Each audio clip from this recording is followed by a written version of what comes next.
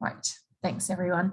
So in HDR writing support, we've divided workshops and writing circles. The workshops are an opportunity for you to learn theory about an area of writing practice. And today, as I said, it's the trade secrets for HDR students. Every workshop includes a peer discussion. And I hope you enjoy that opportunity to meet your peers. So we will be doing a peer discussion today, later, not straight up. And we record these sessions and put them on the Blackboard site. Writing circles, as you may be aware, we provide more practical activities in them. And often we'll send you some information saying that there'll be a specific resource that you'll need and also recorded. All right, so here we go. The trade secrets for HDR students. Just get my, okay, so as I said, it's a relatively new workshop.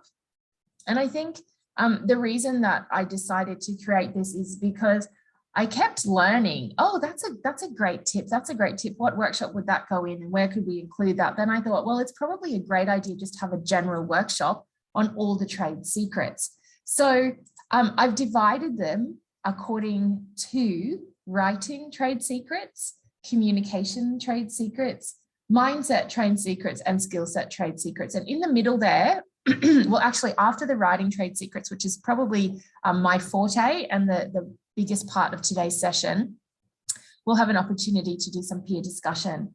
The communication trade secrets is in terms of the communication that you have with your supervisors, with your peers, and also ways for you to promote your research. So that's what we'll be talking about in that one. For mindset, I guess I'm going to concentrate on ways that you can build confidence and resilience along your HDR journey. And the skill set trade secrets will be focusing on, excuse me, the skills that you need as a researcher. And then also have a list of things that you shouldn't forget to do. So that's what we'll be doing. Excuse me. All right, so here we go. As I mentioned, the writing trade secrets is probably takes up the biggest proportion of today's session. So sit back, enjoy, listen. If you did come to a recent workshop I did on academic writing, I may be repeating some of those things, but I think it's always good for you to be reminded. All right, so the first secret is, as a writer, as an HDR student, you aren't writing like your undergrad degree, or you're writing as a researcher. And I think this is something to always remember, that when you're writing, you need to remember you're becoming the expert, which requires a depth of knowledge. Your expertise will surpass that of your supervisors. Something else that you need to remember is you need to have a critical voice when you're writing. That means you have to engage critically with the literature that you're reading or the discourse community. Graf, Birkensau, and Maxwell say that you need to not simply express your own ideas, but you need to do as a response to what others have said. And basically your job is to show that you are contributing to the literature, okay? You're not just describing it, you're contributing to it. And obviously the outcome is that you need to show and prove that you have advanced and contributed to new knowledge, all right? So this is really important. I think this slide is important for you all. In order to do that, it's important for you to know who your audience is. So in actual fact, there are only a select few people who will read your thesis. I found this from How to Write a Better Thesis. Your audience are your supervisors, the examiners, and a select audience of specialized academics. Obviously, there's your mother, your dog, your auntie, and your favorite neighbor included in that as well. But examiners is the point I want to focus on now. And I also want to remind you that their job is like a gatekeeper. So they're going to check your writing and mark it to a certain standard. And because of that, it's really important for you to remember that the examiners receive guidelines. So this is a document which can help you. I'm just going to put that into the chat here. No worries, welcome. Welcome to the session. So this is a document on what the examiners will be looking for. Recently, I did a workshop for supervisors, and I talked to your supervisors on the writing issues that I see every day as a language educator with the grad team. And I also talked to them, I compiled a list of common comments by examiners as well. And so it's really useful. And in fact, I will be repeating that information in an upcoming writing circle, common writing errors. So make sure you come along to that one. But I explained to them that, you know, examiners have common comments, and they use these guidelines in order to check your thesis. So point number one is the same across both of them. And I think it's worth saying out loud. The main purpose of graduate research study at QUT is to encourage independence and originality of thought in the quest for new knowledge.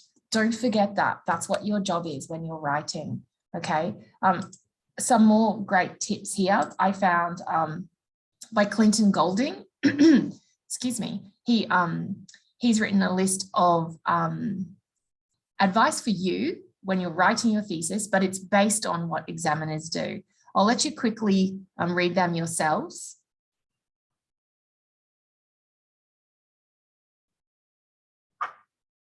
These slides will be available, and I'll send them to you at the end of the session.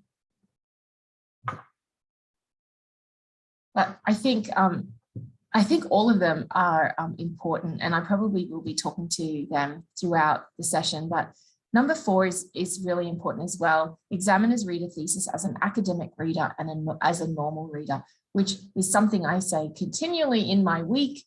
Don't forget your reader, engage your reader. So as a writer, your job really is to make sure your reader understands what you're writing and where you're going. Okay, which probably is a good segue to the next secret, which is that reading and writing go together. It's really important that if you know every day you're thinking, oh, I haven't done any writing, we'll do some reading, because the writing process must involve reading. When you're reading, don't forget that not all published writing is good. You can use your judgments on things that you like. And if you think it works well and it engages you, you can then use those same techniques in your own writing, okay? So the secret is read and write go together. So what you can do is read as a writer. So that means when you're reading, as I just said, you find this section and think, oh, that's really great. So I'm going to emulate that structure or emulate that style in my own writing. But conversely, you need to write as a reader. So as you're writing, don't assume your reader understands you. You may need to be explicit and explain things. Refer back, refer forwards to your document, because your document is a coherent piece of writing. So that's something else that's really important to do as well. Write as a reader, okay? All right, so that's my secret. Yes, read. And I've got some books for you. There's lots of books available from QT Library online, and they just talk to you about writing and how to structure your writing. So I get a lot of my ideas from these books. And so sometimes you can just sit back and read something, and it will just give you, a light bulb moment. Okay, so when you're reading and when you're searching, we talk about a scholarly search, and it's based on 3 R's, and those 3 R's are the reading, the article you find or the book you find should be recent, it should be relevant, and should be reliable, okay? I've also got a great, haven't finished. When you're using academic search engines, you can use a vertical search or a horizontal search. And Google Scholar, for example, will give you a horizontal search, when you're looking for peer-reviewed papers, theses, books, abstracts, and so on. And I've just got that little reminder, recent, relevant, and reliable. The library has lots of great events and information on researching, and all of you should have done your AIRS course as well. So that's a great place to start. All right. I also have found this document. This is from Thinkwell. And if you don't know Thinkwell, I'm just going to put the link in for you. Amanda, I'll come back to that. Here's a link for Thinkwell. And this particular document, it just prompts you to consider things. Remember, I said you need to be write critically, but you also need to read critically. So these are some questions they ask you as you're reading. So what is the hypothesis? What is the method? And it just makes you think deeply. So go have a look at Thinkwell. They've got some really great things for all of you. So Amanda, your question was legal thesis writing. I'm not sure, but I'm happy to have a look for you and assist you and see if we can find something good for you. I'm not sure if my list has anything specifically for legal thesis writing, but I'll get back to you. All right, something else, and I think I really watched my children do this, especially my daughter. She's first year uni this year, and if she doesn't understand something or her teacher didn't explain it well, she watches a video. And so there's some really great videos that you can watch on, for example, this particular video is on reading strategies. There's also, don't forget, I will be sending this out to you, so you'll have access. These are all clickable links. And this is actually Associate Professor Mays. She's a QUT professor, and she has videos on reading strategies. So there's also some great links in YouTube. So how to write the implication section of research writing, that's a great one. So have a look. Oh, great. Thanks so much, Chris. I think Robin's videos are excellent as well. And really, it's just a nice way to sit back and do something different in your day and know you have so much support out there. Besides us in the grad team, there's so much out there. And I think people forget that there are lots of videos with some great explanations. So if you're interested, even Amanda, you might want to go and have just type that into YouTube and see if there's any good videos that can help you as well.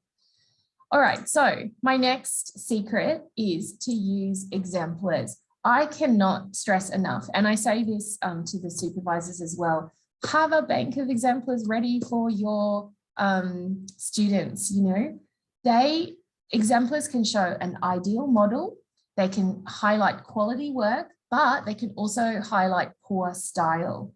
The good thing about it, an exemplar for you and for me, is that they can reduce your anxiety because they show you what is the expected outcome of writing a particular section, like an abstract, for example.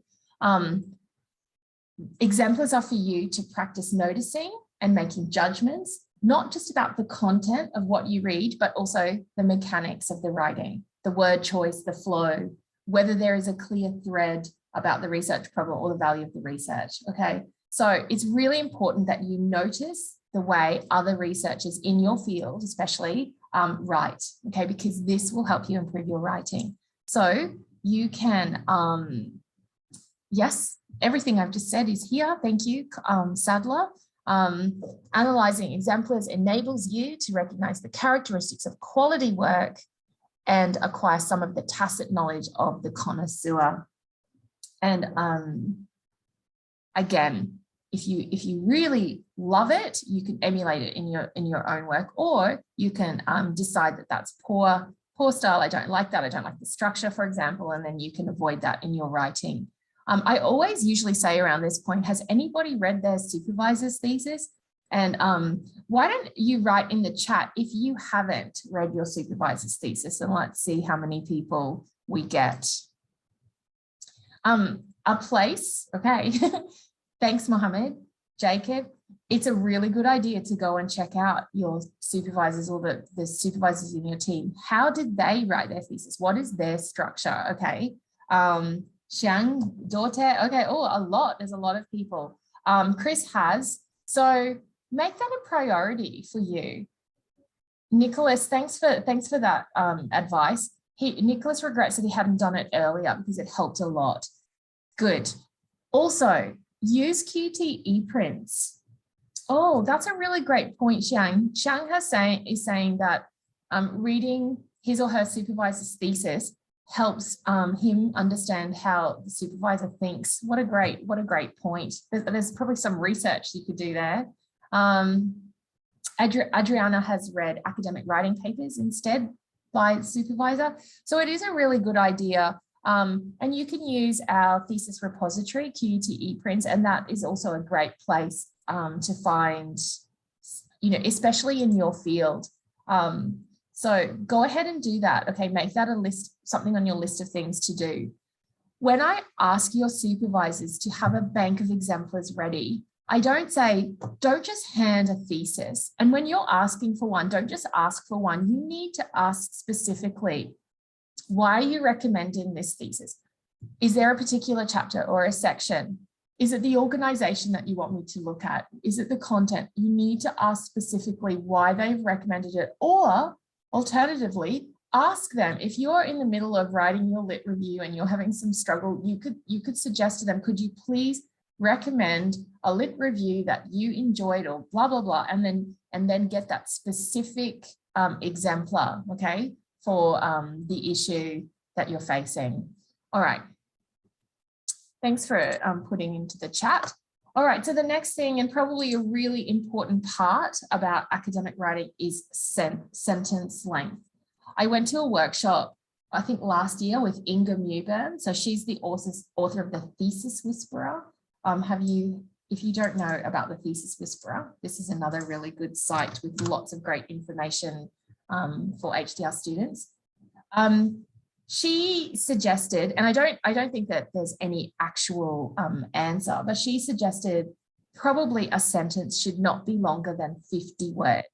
Now, I'm not going to say, I'm not going to give you a number. That's her number, but I think it's a common issue that I see when students have got a really long sentence. Sometimes it's 7 lines long, and it's just hard to follow. Okay. So my big secret or tip for you is to cut your sentence in half, okay? If you're feeling, or if you read it again and your reader is struggling, you need to cut it in half and read it out loud. Where you're pausing is probably the point to cut it. And don't forget to use those transition words like in addition, moreover, to connect those 2 sentences as well. It's the best idea. So everyone, after you finish, go and have a look at your writing. And if you have a really long sentence, that's probably what you need to do. Something else that you can do is to use tables, diagrams, and dot points. Sorry, Amanda's just, she's written directly to me. Okay, sorry, Amanda. Okay, yeah, there are lots of great podcasts actually that the Thesis Whisperer does, and I do have that, and I'll send that out to all of you. Okay, so by using tables, diagrams, and dot points, it's a way to support your argument, okay? But remember, when you're using them, use them purposefully with good reason and absolutely reference them correctly, okay? You need to check out APA referencing for any questions you have on that. And you don't ask your supervisor, that's your job to figure that out. The most important part of academic writing and the biggest secret is cohesion and coherence. Now, I recognize a lot of names, so you obviously know me and recognize me as well. And I probably say this again and again and again, but the cohesion is that micro sentence to sentence level, okay? Sentence 1 connects to sentence 2 and so forth. Coherence is the thread of the theme throughout your entire document. So that's more at the macro level. You need both.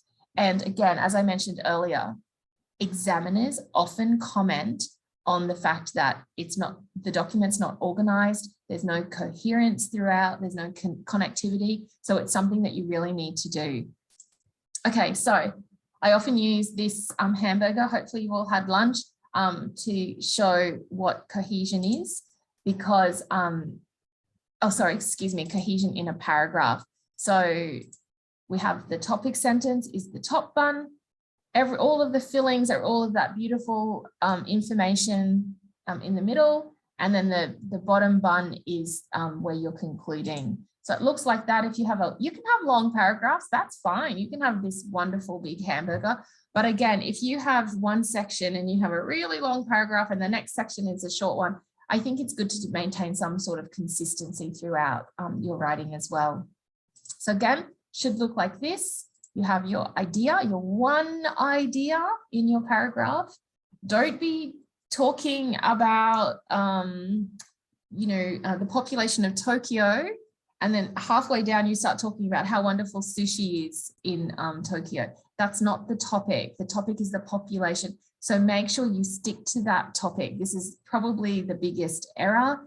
Always go back and check, does this sentence, count your sentences and just decide, does sentence 5 connect to my topic sentence? You have to keep remembering if they connect to that topic sentence. One idea per paragraph. And so yes, the body sentences, they are where you get all your wonderful evidence that you are critically engaging with. Remember that you're critically engaging with the literature as a researcher, and then the relevance can come at the end. Okay, so I have a little list for your cohesive paragraphs, but I'm not going in. Oh, I think I have the wrong date here. Yes, I've just done a writing circle and cohesion, but you can go and have a look at it on the HDR Student Blackboard site. But this is basically the list that you need. You need your topic sentence, your supporting sentences, a concluding sentence, and using all those cohesive devices as well. Recently, I created a document, and I'm going to get that document up for you. Basically, it's a way for you to organize your writing. Your chapter should start with a very short introductory paragraph, and then you have different sections. It's really important that when you look at your section, you have an idea where you're going. Don't just start writing, you need to organize it. So if you have 4 paragraphs in section 1, you need to make sure that they're all one idea and they're all organized very clearly. So this document can do that for you. It'll give you where it says paragraph 1 content. That's an opportunity for you just to do a dot point, like, what am I doing here? What's my topic? And then the topic sentence is an opportunity for you to write in full your topic sentence, like actually write it, and you can keep adapting it. The supporting sentence is there. That's just some dot point ideas, what you want to include in this paragraph. And there's also a little section of authors to use. Perhaps you know a particular author would suit this paragraph, so you could write their names down. So this is just a way to organize your document. Let me quickly get that up for you.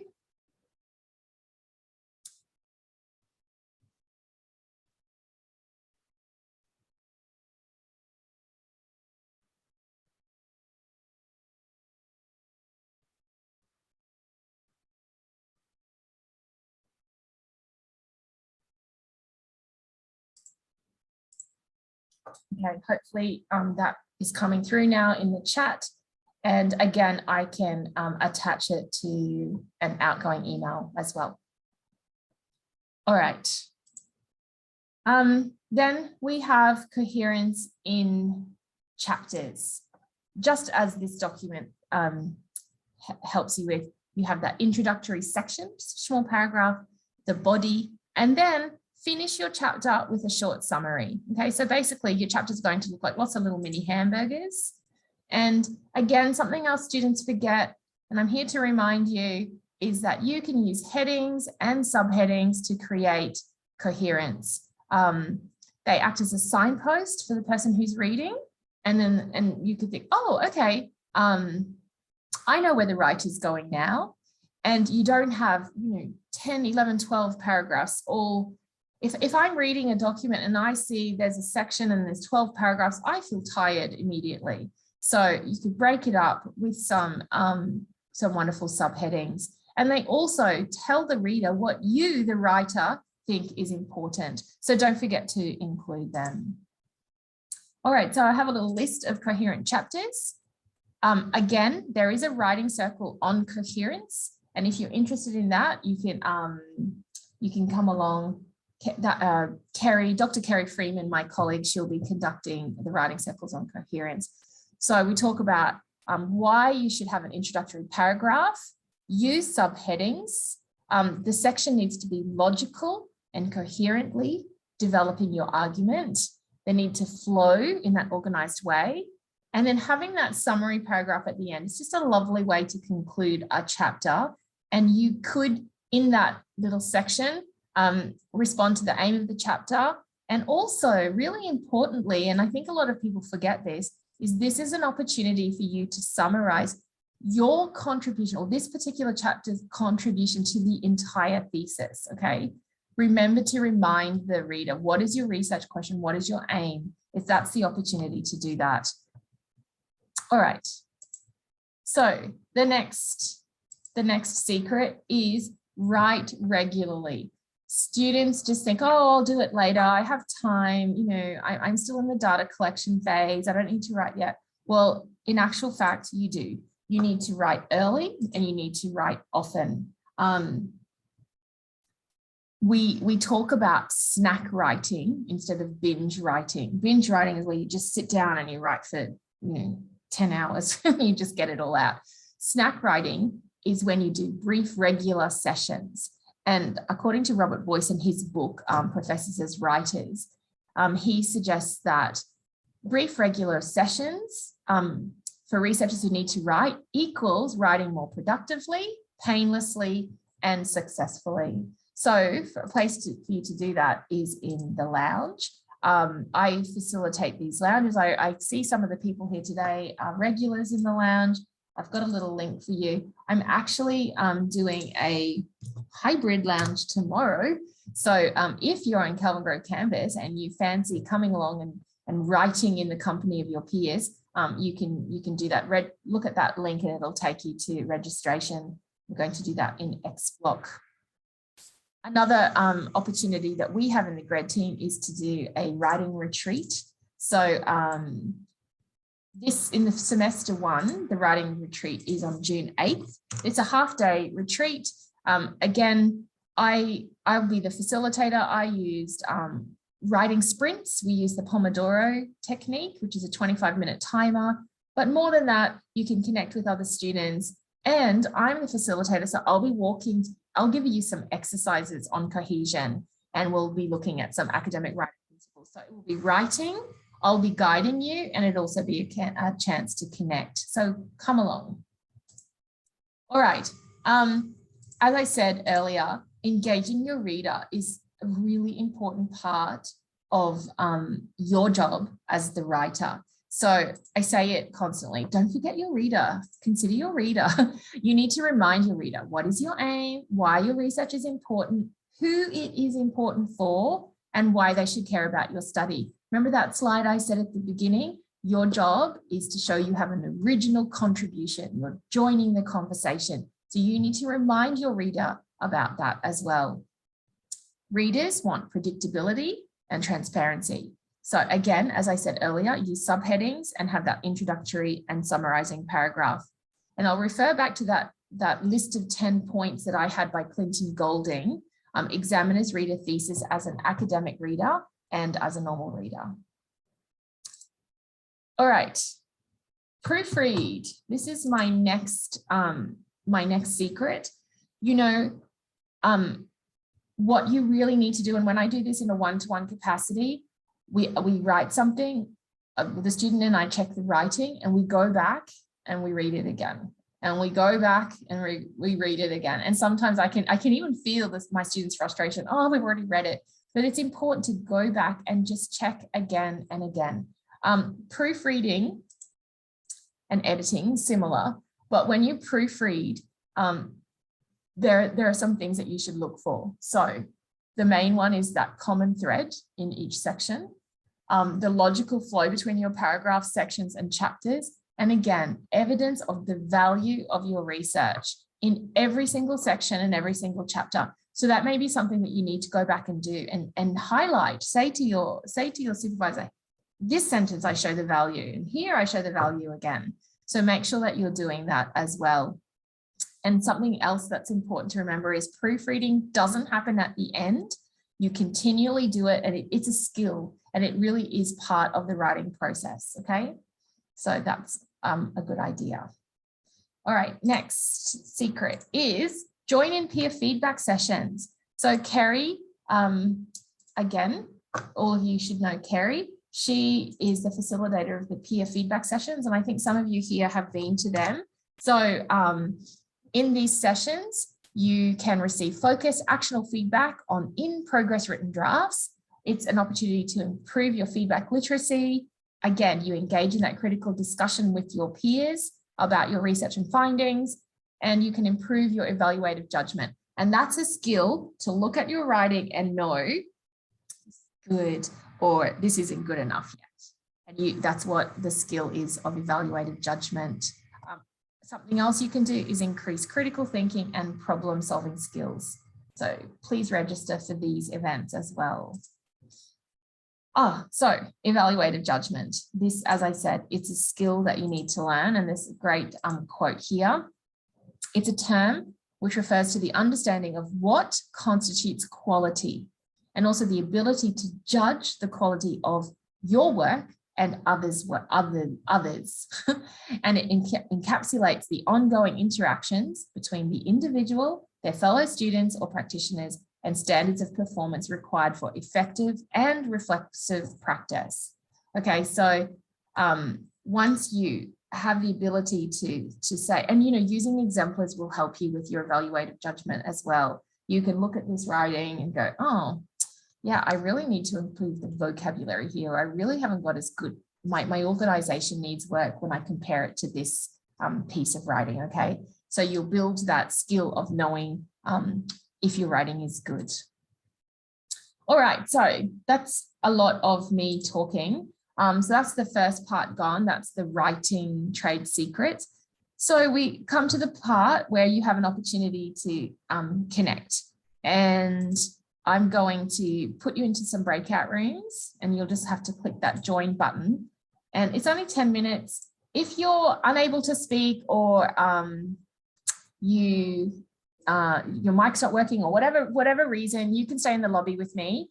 It's only 10 minutes. We'll come back and finish. But again, if you are able, please do, because it's a great, connecting with your peers will help with your mental well-being and just normalize this journey that all of you are on. So introduce yourself, explain your research topic, and then perhaps you can share some secrets. Maybe you're at the start of your journey and you really don't have much to share. Maybe you're at the end of your journey and you have a lot of information that you can share. So I'll just give you 10 minutes. So it's 1:35. We'll come back at 1:45. I'll just put you into some breakout rooms for about 3 people and enjoy. Okay. So I'll see you in 10 minutes. Okay. Thanks, guys. Oh, and if for some reason I have to move you, please be patient as I shuffle you around. Okay. If you can't join Mohammed, that's fine.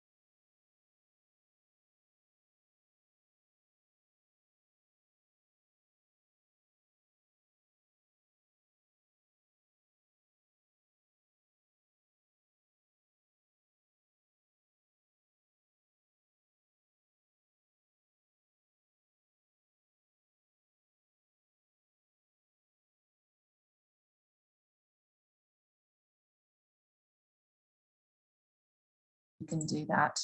All right, so we're now moving along to the communication trade secrets. So let me find them. Okay, as I said, so we've already talked about written communication. There are different contexts for communicating. Sometimes we need interpersonal skills when we're communicating with our supervisors, with our peers, and also when we're doing networking. So we're going to focus on that. This is a really important secret, and I think it's really funny because when people start their journey, they think that the supervisor's job is to take care of you. That's their job. But in actual fact, the secret I'm telling you today is it's the opposite. Your job is to keep up the maintenance and care of your supervisor.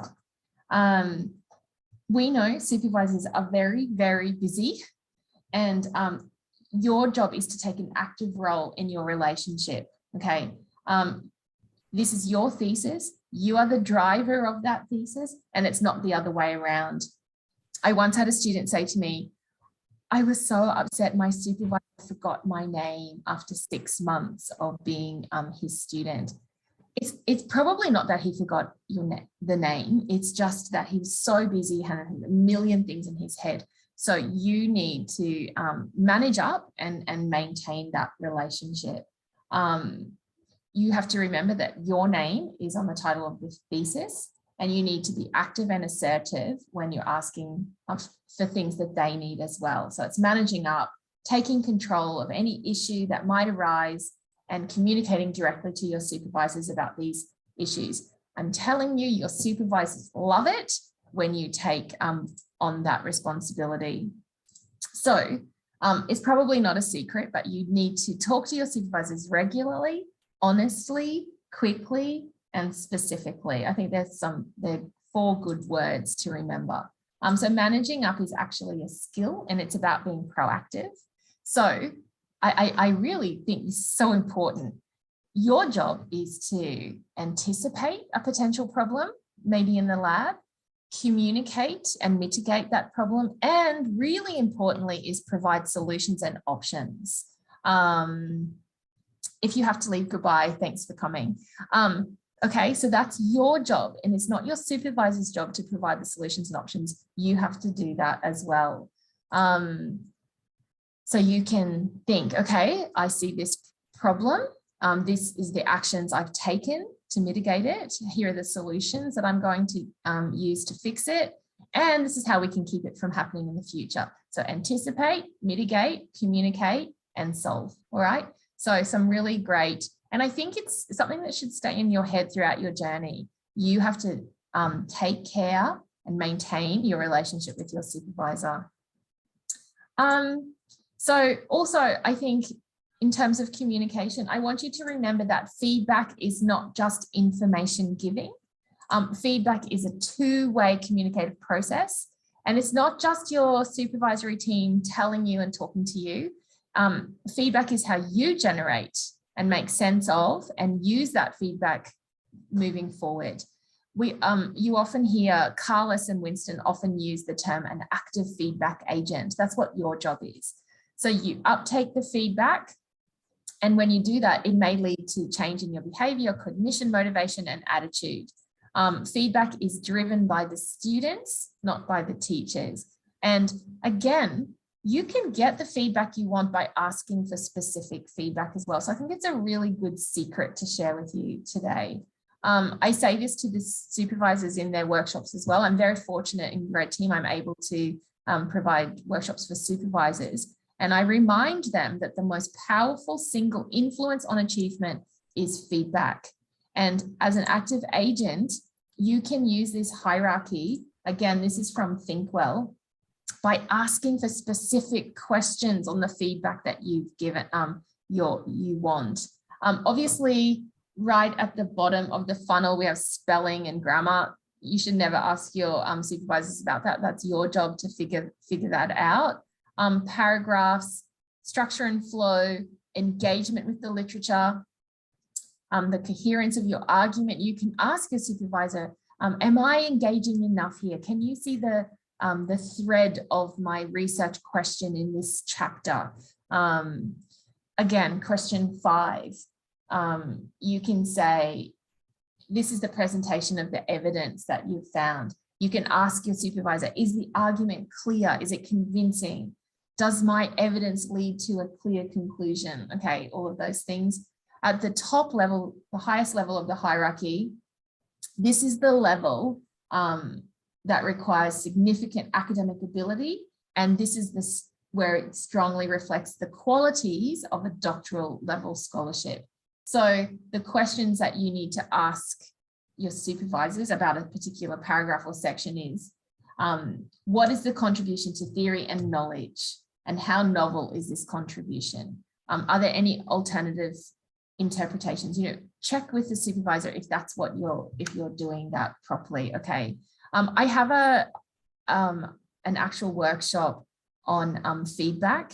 So I go into that a little bit deeper in that workshop. But something else that you can use, this is a very simple document, but you could take this to your meetings and take notes.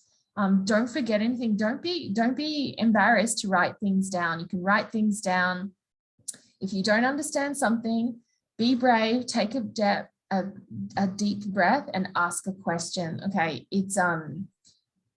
it may niggle away at you if you don't ask that question. So make sure you do that. Something else that you really should do is to send up a follow email after a meeting and say, okay, this is what I think, this is what I understood from our meeting, and this is what I'm going to do for the next meeting. You're managing up and you're caring for your supervisor. Can you imagine the supervisor is going to flag that and say, fantastic, this student is all over this. What a great person. So I'm just going to quickly put that document here for you.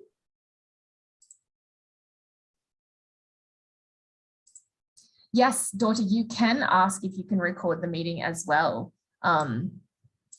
I often have students ask me if they can record sessions that I do with them. So, okay, here we go. So that should be coming into the chat as well, but I will send out these documents in the follow-up email. All right, so something else, it's a really good secret. You need to build networks, build connections. You're doing that here today in the chat. You know, you're able to meet some people, but it's a good idea to continue to do that throughout your journey. Personal professional networking opportunities can, number one, you can share information, or you could identify new research opportunities and enhance your understanding of developments and innovations taking place in your field. As I said to you, sometimes it's just nice to normalize the journey and just think, oh, well, Don's going through the same thing as me, and that just makes me feel better. It helps me to sleep at night. We have a network. It's called, it doesn't want to go to the next slide. Okay, we have a graduate research student online network. It's a place where you can chat, share advice, experiences, and connect with one another. So I am going to put in the link to that. I'm not sure if you are aware of this network. Again, you can make connections and networks in the lounge and the peer feedback sessions. Okay, great. So don't forget them. The next secret, communication secret, is you can learn how to promote your research. Build your communication skills. So yeah, promoting your research. So I have this really great slide here. Here in the GRED team, we conduct the 3MT, the 3-minute thesis, and visualize your thesis. We also have a writing circle on presenting your thesis, which is a great way for you to practice your presentation skills. And these are great competitions. This is from 2020, actually. These were the winners. Probably there's more. Last year we did the competitions as well. Wonderful champions in that. I'll just put some information in the chat for you. So the first, oh no, Sorry, I've just double clicked that. The first link is information on 3MT. And then the second link is an actual workshop. If you are interested in going into the 3-minute thesis competition, it's just such a great experience. If you're a little bit nervous about doing that yet, come along and watch them because they're amazing. And the students really learn a lot about how to promote their research and really succinctly explain their research as well. So some really good sessions. So something else that you can do in your journey. All right, so we're moving along to the mindset trade secrets, which really is the individual's beliefs about abilities and intelligence. All right, so I guess my first secret is just remember you can only control the controllables. Categorize it. What can you control? What time we get up, how we respond to others. And then we have what things that you can influence. So you can influence the relationship with your supervisors and you can influence the relationship with your colleagues. But the can't control box, well, things that I can't control are government policy research funding. I can't control university hierarchy. So just if you put them in a category, that might make things easier for you. Remember to control the controllables. Also, we talk about mindset, and I'm not sure if you've heard of fixed mindset versus growth mindset. I don't know if you've heard of Carol Dweck. She's a professor at Stanford University, and she talks a lot about how we can foster success, how we can succeed. And she talks a lot about our mindset. And I'm just going to give you some quick information about them. So a fixed mindset assumes, or people assume that intelligence, ability, and potential, they're fixed. That you're born with a particular level of intelligence and you're born with a particular level of ability, and you can't have more than what you're born with. People who have a fixed mindset don't like mistakes at all. However, in a growth mindset, you assume that you can develop and grow your intelligence. You can learn, you can practice and improve. And in fact, your potential is not fixed. Through effort and work, you can become smarter and more skilled. And so people with a growth mindset use mistakes as an opportunity to learn and grow. So I have this great video. I'm not sure if it's going to work. This is by QT neuroscientist, Professor Selena Bartlett. Don't know if you've heard of her, but she talks about some of the technological advancements which have allowed the progression of neuroscience research. And she talks about being in the zone of discomfort for learning to occur. Let me see if this works. Oh, you know what? I know why it's not working. I just realized I'm in the weather presenter view mode, so I can't click on it. Oh, I'm really sorry about that. I will share it in the follow-up email, and it's just a very short video. There you go. That's the reason. If you are presenting on Zoom in the advanced settings, which I'm doing today, there's this weather presenter. You can see my face at the bottom. It doesn't allow you to embed videos. All right, but that's okay. I'll send that through to you. Change your mindset. You have to work at it. Change the way you talk to yourself. Change your responses to a mistake. If something goes wrong, remember to be kind to yourself. And we all learn and grow from mistakes. Probably something Will Smith is thinking about today. Remember, we are all a work in progress. I think they are his words on his Instagram. Okay. Something else that I think it's just really good for someone to be able to say to you, that's okay, you can change your mind, okay? Part of the PhD or the HDR journey is being adaptable. After a milestone, after you get feedback from your supervisor, it is expected that you will change. Sometimes, you know, you might imagine your scope, oh, but maybe I can do this or I can make it. Have conversations with your supervisory team, of course, but you are able to change your mind. You can be flexible and be prepared for change, all right? I think that's just nice for someone to remind you that that's okay to be adaptable. I found this quote by Dwight Eisenhower, who was the president of the US. I think I've got the wrong dates there, sorry. That's embarrassing. Yes, that's the wrong dates. He talked about how planning is important. And his quote is, "I've always found that plans are useless, but planning is indispensable." So yes, when we make a plan, they may become out of date as soon as they're written. Your experiments might not work out as expected. Interviews, field trips might be delayed or take longer than anticipated.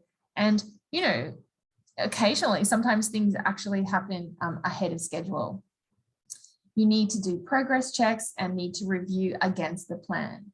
And you need to update your plan. So I'm not saying don't have a plan. I'm absolutely saying having a plan, but you may find that they become useless, which is why you update them.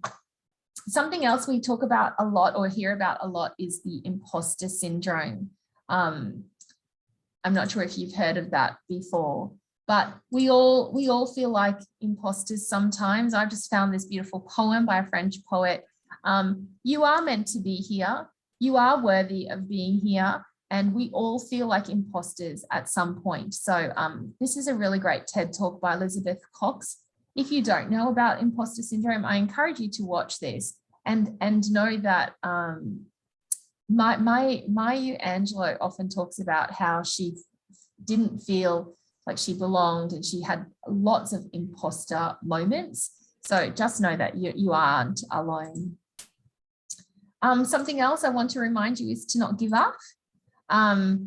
You can build resilience, and we have opportunities here in the grad team for you to learn resilience. Things don't always go to plan. It doesn't mean that you're a bad student. You just need to keep calm, take a break, head up and carry on. Experiments can fail.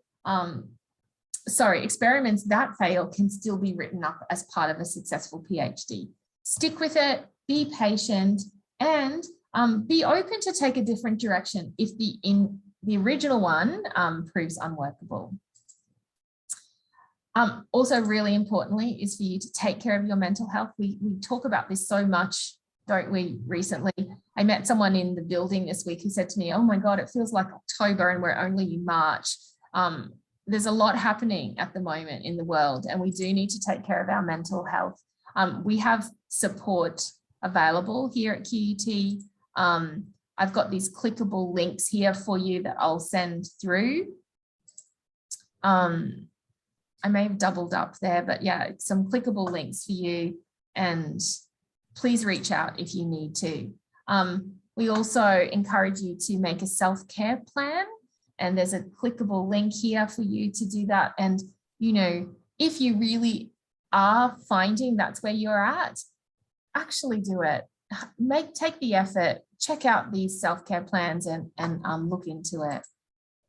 All right, so then skill sets. The last part is the skill set.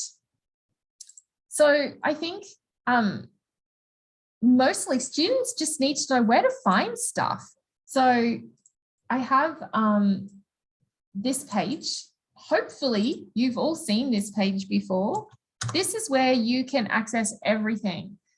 Anything to do with your candidature, training and workshops, engaging with industry, conducting research, help with your research, and planning your career. Look at how comprehensive that is. The second on the left, training and workshops, that's where you'll find all of the workshops that Kerry and I conduct, and you know, all of the career workshops. Click on that. There is so much information on this page. So bookmark it and have a look at everything that's available to you. Someone in our team made this little mind map, this little chart, and it really is just giving you the HDR ecosystem and the skills development support that you have available.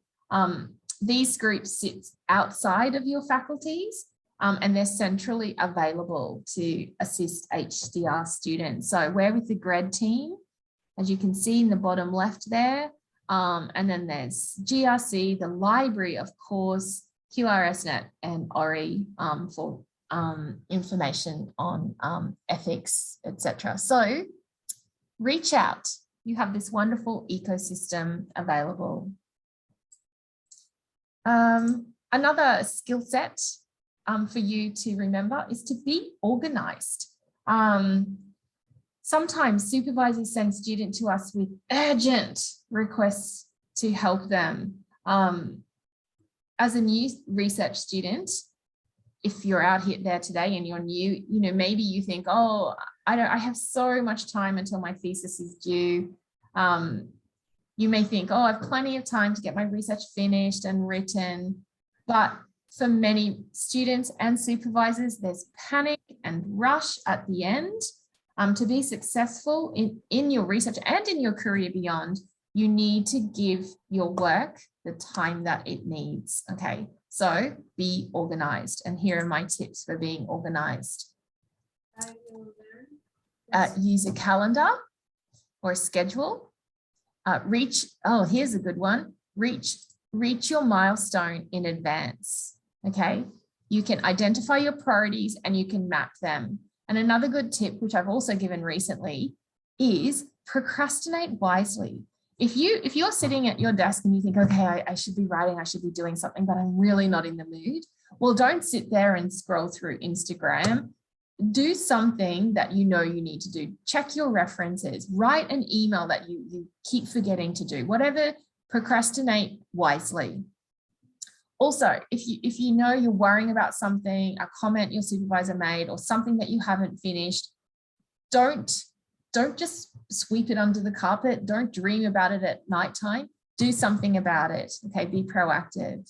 Again, write in those short sprints. Use that Pomodoro timer. And another quick tip is to follow up on feedback quickly. There's another document. This is called the Word Audit. I think I also got this from Thinkwell. It's just something to really organize your writing. How many words, how much have I completed? Go and have a look at Thinkwell and the wonderful resources that they have. I have some more tools, which is my next secret. And thank you to Chris and others who've already mentioned some other tools. I'll probably add them to the next time I do this workshop. Something else that you may or may not know about is Word has a function for you to listen to your words. So you write your words and then you can click on read aloud under the review tab and Word will read it for you. You can use this in those long sentences. We were talking earlier about those sentences that just are too long and the reader can't focus. Listen to them. Obviously, you can speak aloud, read it aloud, but this is also another function for you. Something else is dictate. Did you know that you can use dictate on Word? You might even want to use this with your supervisors when you're in a meeting with them. Transcribe as well. You can transcribe on Word. Did you know that? Did you also know that Zoom transcribes for you, which is amazing? So I was so excited when I realized that Zoom has that function. Coggle. So someone earlier, I think it was Adriana, mentioned that she likes just to write things down. Have you heard of Coggle? Coggle is a great site. In fact, I'm very sorry, I don't actually have the website here, but I think it's just Coggle. Yeah, it's up there. This is a great place for you to organize your ideas. It has all those wonderful layers here. So someone introduced this to me and I just think it's fantastic. Another really great tool for you is Connected Papers. Let me see if I can get that link. This is quite incredible, this tool. So you can enter a paper and then it will find related papers. So have a try of this tool. I think it's quite incredible. So you can try that tool as well. And then there's also Mentimeter. If you are doing presentations I sometimes use Mentimeter. I was introduced to this earlier, or later last year. Mentimeter it's all free and it helps you create word clouds and lots of different graphs and things in your presentation. So some good tools for you here. All right, another secret is to prioritize your jobs. I guess I just really want to remind you that if you know something is important, then do that first. Don't do the second things first. This is probably, I need to talk to myself here. This is what I often do. I do the second things first. We think of them as big rocks, little rocks, and sand and gravel. So your big rocks, perhaps, are you writing your paper or analyzing your data? The little rocks are reading articles and meetings, and the sand and gravel are the emails and there's interruptions. So prioritize what you need to do and put them first. Another secret is you can actually help yourself by doing some short courses. Grad team, we have the grad school, and there's a module called Manage Your Research Project to Completion. You can do this, it's a self-paced module. I'll just put in a link to it. And it's honestly fantastic. It teaches you to create a Gantt chart. If you don't know what a Gantt chart is, you will learn with this module, and just gives you lots of great ways to organize yourself and some good tips. Another course is building resilience. So I'm just going to put in a link for some modules on resilience.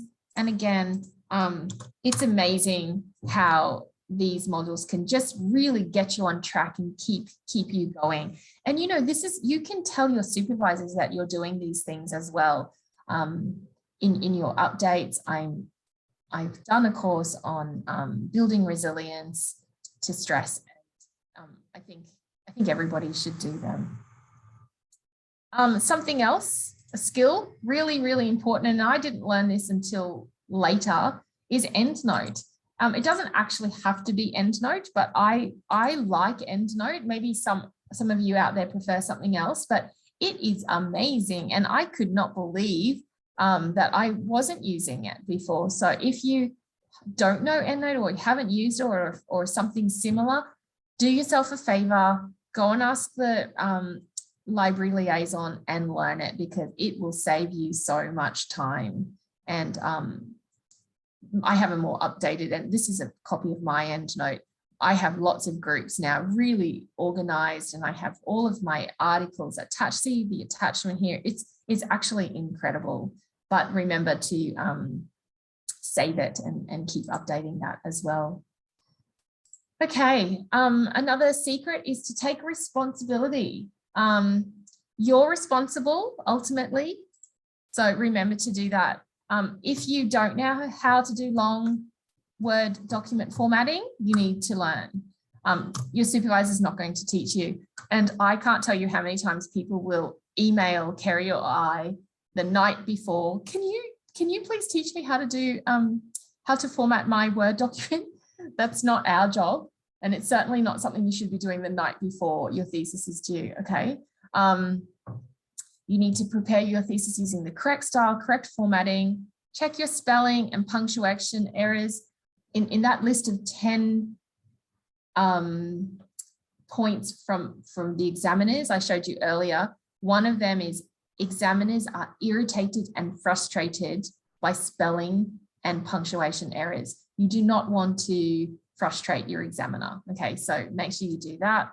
Ensure that your referencing is perfect, both in text and your reference list. Other things to do is your page setup, your headings, your subheadings, your margins, your whole table of contents. Your fonts have to be consistent. And you know what? Sometimes I see these wonderful documents without page numbers, which is insane. So make sure you use page numbers as well. Chris is just asking, do you have a tool or a place to keep all these tools or sites you want to review? I'm currently playing with Instapaper. Okay, no, I don't know that, but I'm going to look at all of your suggestions, Chris, later. So thank you. And everyone else, please feel free to add to the chat.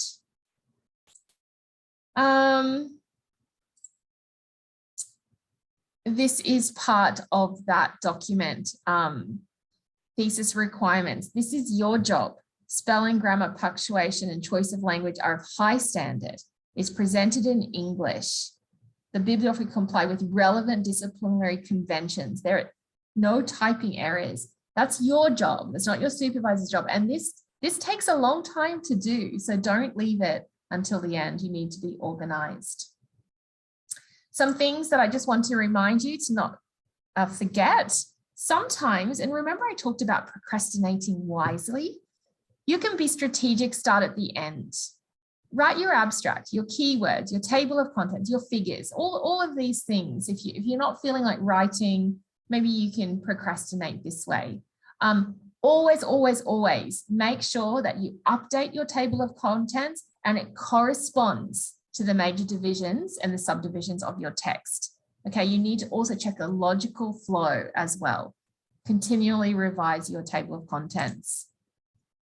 In terms of storing your information, don't delete. If you're new out there, you need to keep a system to track your drafts. You need to have digital folders and subfolders.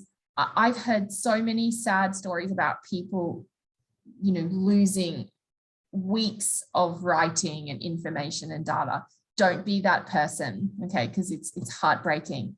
Have a numbering system, a date system, and really back up every day. Hopefully you guys are on top of that.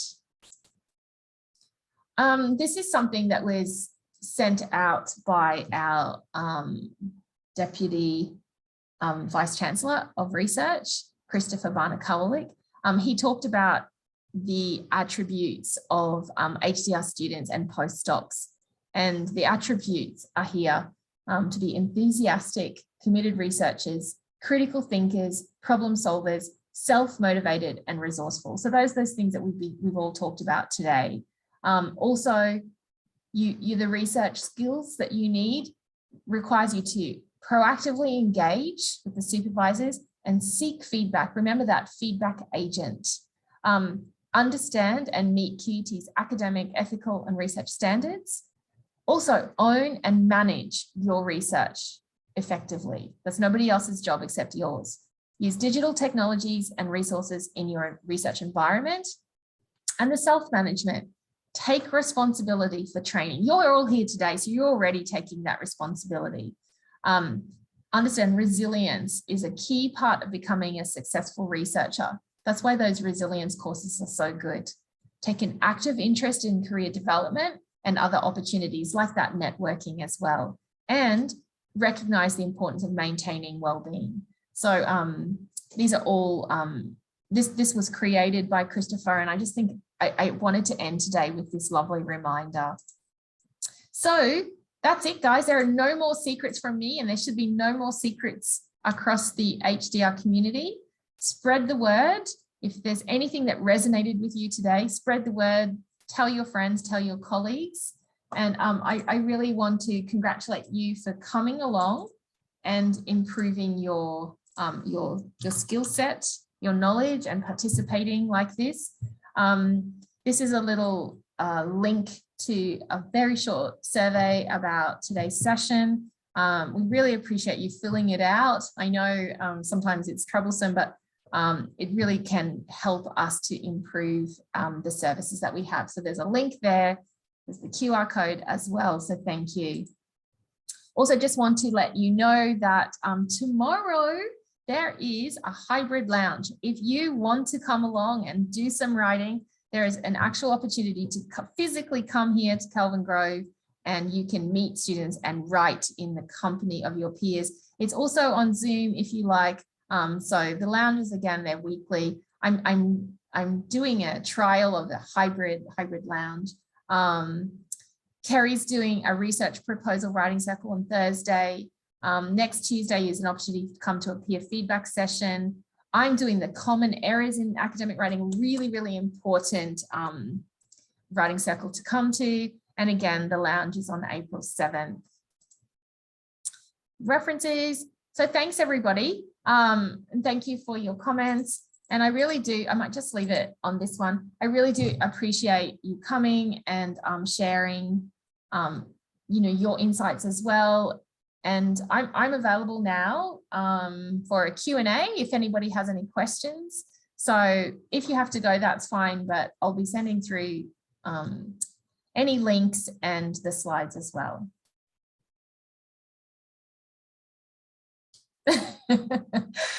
Well, sometimes we do have nightmares about, that question that we need to ask. Thanks, Xiang. Thanks so much, Don. It's great to see you again and all of you.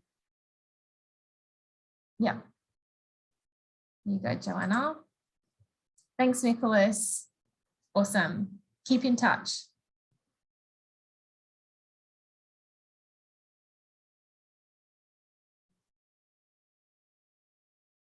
If you have any questions, you're welcome to ask. Thanks, Michelle. Thanks, Joanna. See you, Legion. I can't wait to see you tomorrow. Oh no, you're coming on Zoom. All right, I'll see you on Zoom tomorrow.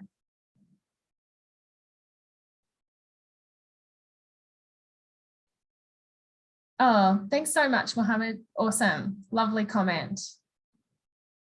I will be in person tomorrow. I will be here in X Block, Kelvin Grove. Come along. Bye, Wen.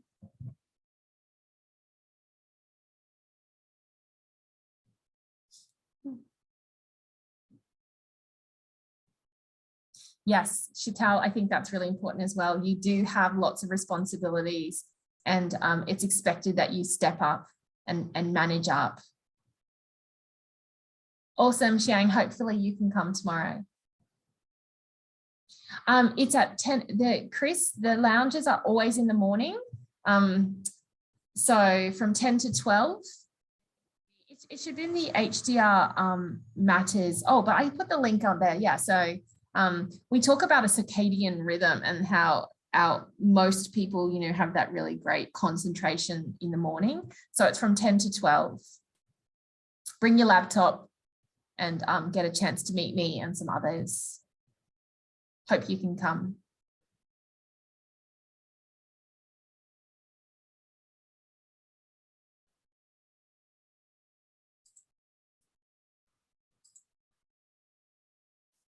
Thank you. Bye, Lin Tang.